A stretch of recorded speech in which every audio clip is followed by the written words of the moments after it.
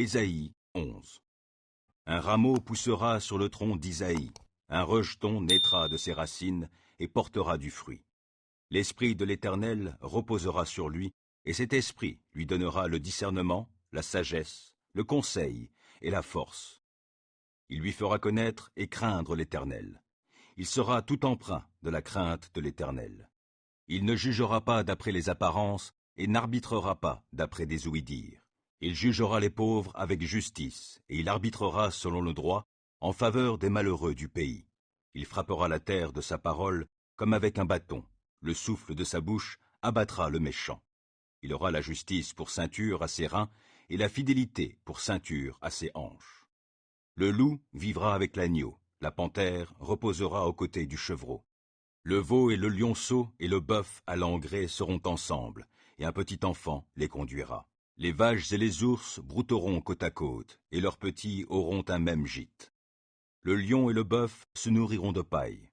Le nourrisson s'ébattra sans danger près du nid du cobra, et le tout jeune enfant pourra mettre la main dans l'antre du serpent.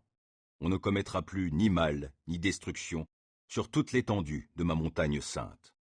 Car la terre sera remplie de la connaissance de l'Éternel, comme les eaux recouvrent le fond des mers.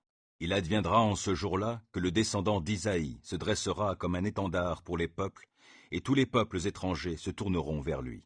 Et son lieu de repos resplendira de gloire.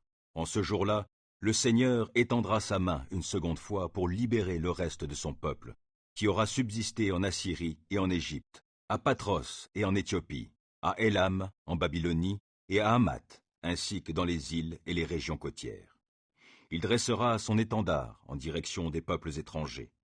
Quant aux exilés d'Israël, il les rassemblera, et les dispersés de Juda, il les regroupera des quatre coins du monde. Ce jour-là cessera la rivalité d'Éphraïm, et les ennemis de Juda disparaîtront. D'une part, Éphraïm n'enviera plus Juda, et d'autre part, Juda ne sera plus l'ennemi d'Éphraïm.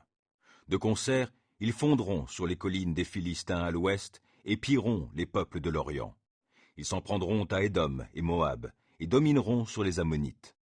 Et l'Éternel asséchera le golfe de la mer d'Égypte. Il lèvera sa main pour menacer l'Euphrate, et, par son souffle impétueux, il brisera ce fleuve en 7 rivières que l'on pourra passer sans ôter ses sandales. Et il y aura une route pour ceux de son peuple qui resteront et qui demeureront encore en Assyrie, comme il y eut jadis une route pour Israël quand il sortit d'Égypte.